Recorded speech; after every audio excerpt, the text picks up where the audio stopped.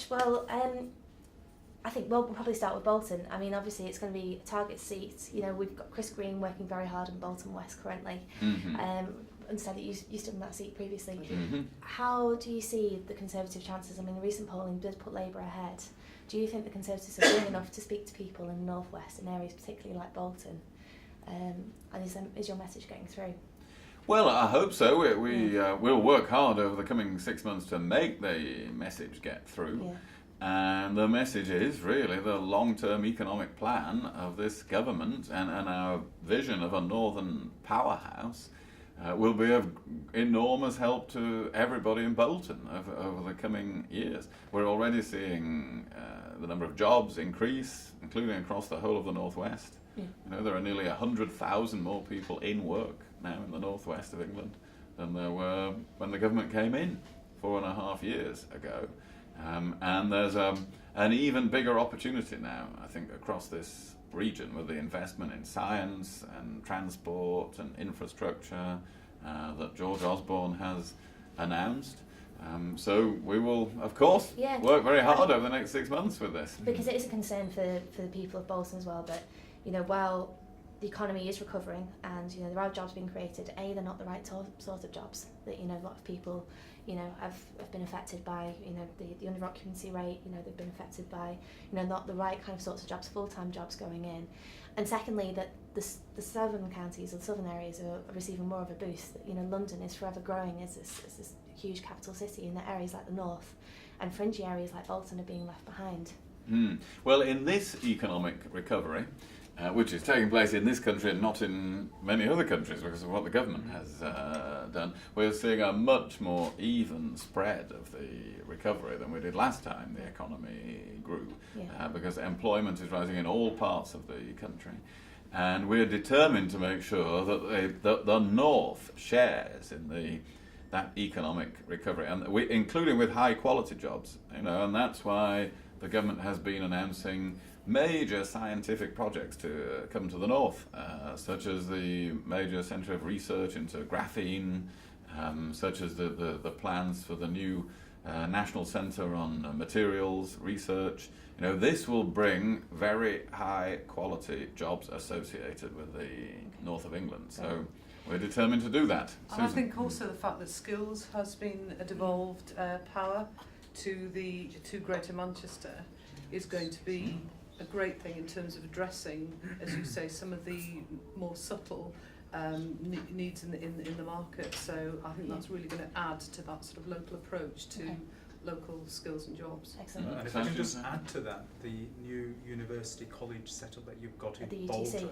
is absolutely first rate, and that's something that's really going to spearhead a lot of the research and development that William's just spoken about. Excellent. And secondly, I was so pleased to hear you comment that Chris is working so hard in Bolton, because in this general election, local candidates can make a real difference, and we've got somebody on the ground in Bolton who, as you acknowledge, is working fiercely hard. He's going to have my full support in order to turn Bolton round and make that particular seat Conservative at the next general election. Yeah.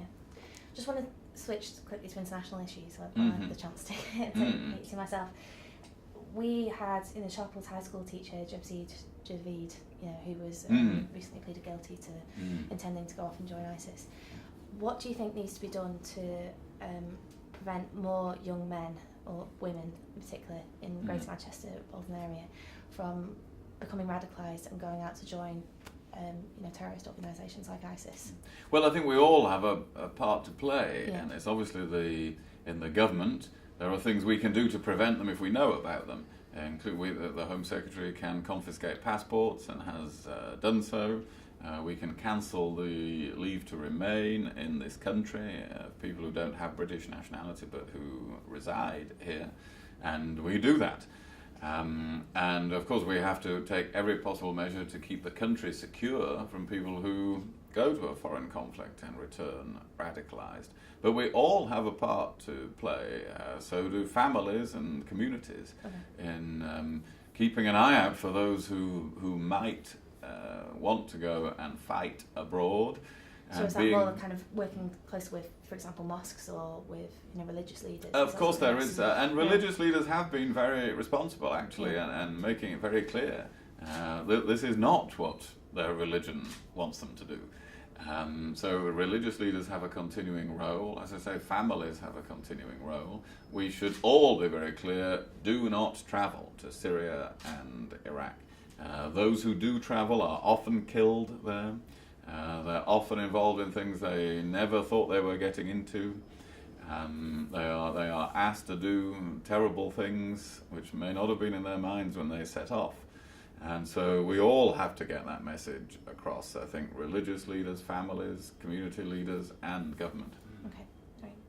And again, slightly, you know, turning now towards Europe, I mean, it's a big concern for Bolton people in terms of immigration and levels of immigration, people coming into the UK.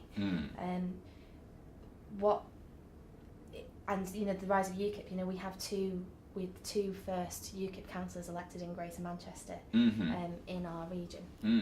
Do you see UKIP as a challenge in areas particularly like Bolton West? Well, if people vote UKIP, they will almost certainly get the opposite of what they want. If they vote for UKIP instead of Conservative, they'll end up with Labour MPs and Ed Miliband as Prime Minister. And we know what a Labour government brought, because we've had it before, which was a completely open door policy on immigration. 4 million people came to settle in the UK the last time there was a Labour government. So it's important to support a government that is taking action to make sure that immigration is properly controlled, which is what we're doing. And immigration from outside the EU is now at its lowest since the 1990s. Of course, we've reduced entitlement to benefits for people coming to the UK, made sure they are required to learn English. And the Prime Minister will speak in the next few weeks about what we're going to do in renegotiating our relationship in Europe to make sure that we can tackle immigration from the EU as well. Excellent. Okay. That's all I need, yeah. Thank you Very Can I much. just very Yeah, of quickly course, add to that? I think the United Kingdom has a very proud history of immigrants coming and making a contribution, and we certainly have that in the northwest of England. Yes. But equally, we have got to recognise that this needs to be a managed process, so that the skills that we need are what is coming here in order to help maintain the positive contribution of immigration to the UK. Yeah. Okay. Excellent. Okay, thank you Well, for thank coming you very along. much. No, thank you very We'll much for see you in having me. Bolton during the election. Yeah, no doubt. well, I look forward to it. I'm sure.